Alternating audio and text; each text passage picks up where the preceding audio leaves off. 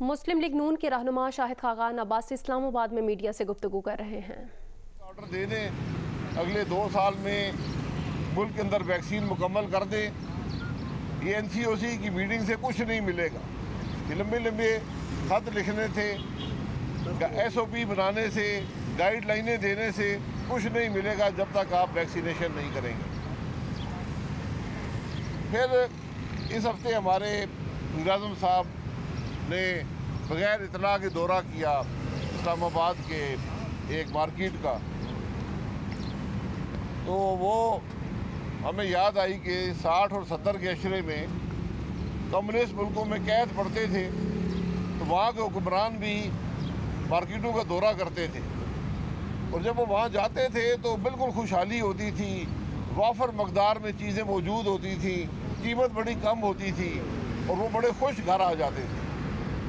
تو ہمارے وزیر اعظم صاحب بھی مارکیٹ پہنچے، کوئی آدمی وہاں نہیں تھا، چیزیں وافر تھیں، قیمتیں بھی کم تھیں، بڑے خوش گھر واپس چلے گئے۔ لیکن حقیقت یہ ہے کہ وہ وزیر اعظم جس نے کہا تھا کہ میں رمضان شریف میں قیمتوں کی نگرانی خود کروں گا، تو پچھلے 20 مہینے میں سب سے زیادہ قیمتوں میں اضافہ اپریل کے مہینے میں ہوا ہے 11.1%۔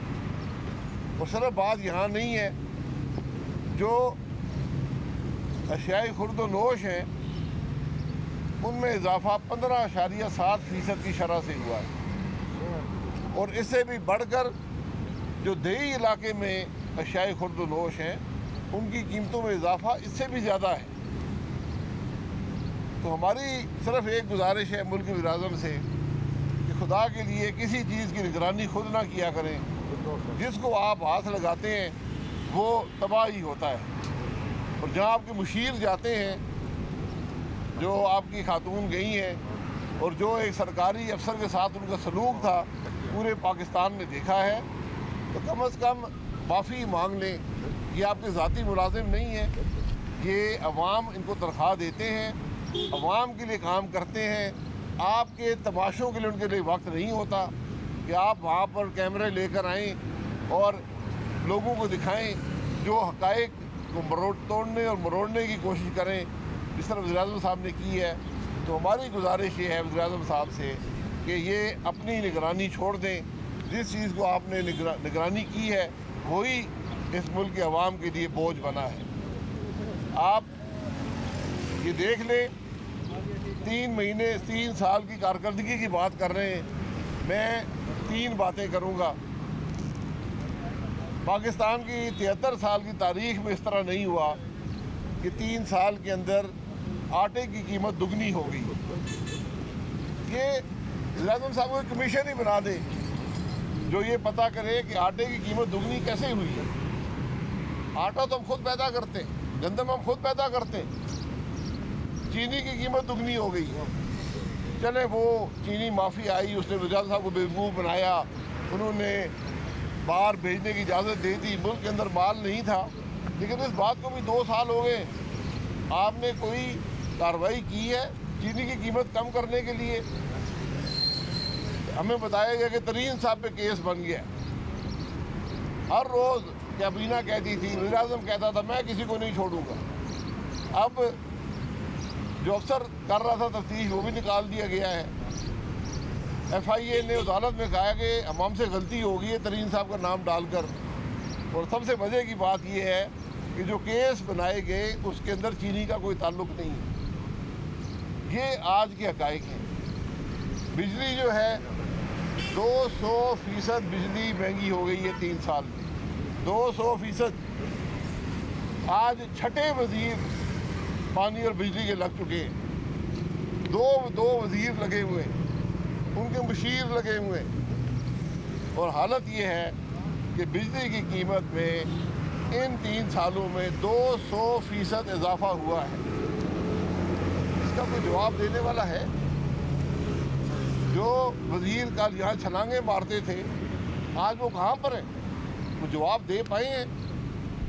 نہ صرف اس میں اضافہ ہوا ہے، جو سرکولر ڈیٹ ہے وہ آج اس شرح پہ پہنچ گیا ہے کہ وہ ناقابل برداشت ہے، ملک کی معیشت برداشت نہیں کر سکتی۔ ये चंद हकायक आपके सामने रखने थे, बाकी लंबी कहानी है। हर रोज़ इस मुल्क की सर्कस में एक नए कहानी का इजाफा होता है। बहरहाल वो होता रहेगा। आपको कोई सवाल हो? अच्छा भाई साहब, मुस्लिम लीग नून इलेक्ट्रॉनिक वोटिंग मशीन की बड़ी मुखालफत कर रही है। आप नहीं समझते कि जब इलेक्ट्रॉनिक कोई डिवाइस आ जाएगी तो उससे चीज़ें जो है बेहतरी की तरफ जाएंगी, जो आपका हमेशा एक गांधी का भी रहा है, तो बिल्कुल हल हो जाएगा, तो आप क्यों मुखालफत? जी बिल्कुल बेहतरी की तरफ जाएंगी। पिछले इलेक्शन की बेहतरी आपके सामने है कि वोटिंग के निज़ाम का एक छोटा सा हिस्सा इलेक्ट्रॉनिक ज़राए पे डाला गया था, जिसको RTS कहते थे, और इलेक्शन वहीं से चोरी हुआ। तो पिछली दफ़ा RTS था, अब इलेक्ट्रॉनिक वोटिंग मशीन का काम है। इलेक्ट्रॉनिक वोटिंग मशीन बनाना हुकूमत और पार्लिमान का काम नहीं है, ये इलेक्शन कमीशन का काम है। इस मुल्क को सिर्फ एक इंतखाबी इस्लाहात की ज़रूरत है और उसका नाम है आइन। मुल्क को आइन के मुताबिक चलाएं, किसी इंतखाबी इस्लाहात की ज़रूरत नहीं है। इलेक्शन चोरी करना छोड़ दें, कोई इस्लाह की ज़रूरत नहीं है। इलेक्शन में धांधली छोड़ दें, ये लिस्टें बनाना छोड़ दें, उम्मीदवारों को तोड़ना छोड़ दें, दूसरों के ख़िलाफ़ पर्चे बनाना छोड़ दें झूठे। तो ये इंतखाबी जो प्रोसेस है, ये एक मुस्तकिल प्रोसेस होता है, ये इलेक्शन के दिन नहीं होता। जो कुछ आप एक इलेक्शन और दूसरे इलेक्शन के दरमियान करते हैं, वो इलेक्शन पर असरअंदाज होता है। ये बात जब समझ आ जाएगी, इलेक्ट्रॉनिक वोटिंग मशीन किसी चीज़ का हल नहीं है, मज़ीद इबहाम पैदा करेगा।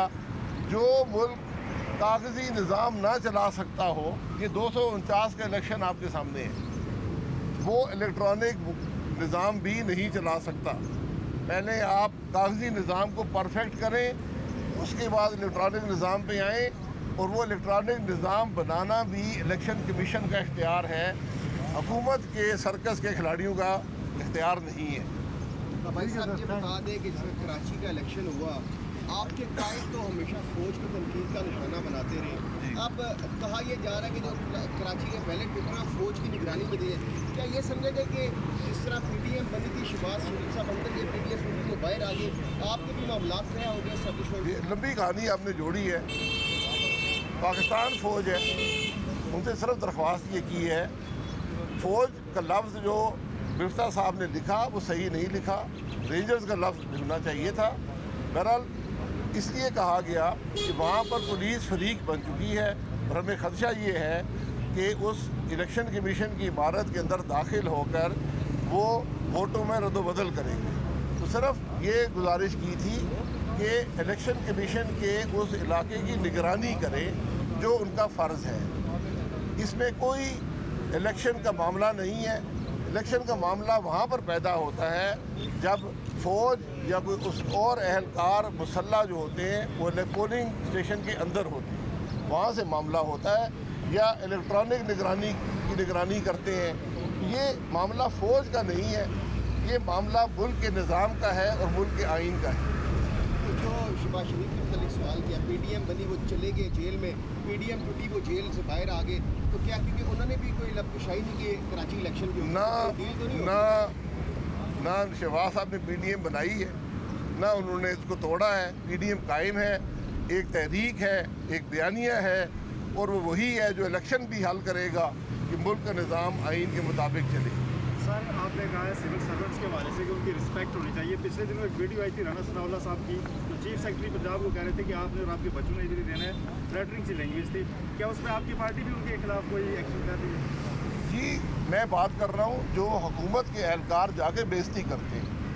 ये हमारा हक है कि जब कोई सिविल सर्वेंट जो है वो कानून को तोड़ेगा, कानून की खिलाफ वर्जी करेगा, उसको वार्निंग देना हमारा हक है। ठीक है जी, बहुत शुक्रिया। मुस्लिम लीग नून के रहनुमा शाहिद खाकान अब्बासी इस्लामाबाद में मीडिया से गुफ्तगू कर रहे थे। मज़ीद खबरों के लिए देखते रहिए जियो न्यूज़।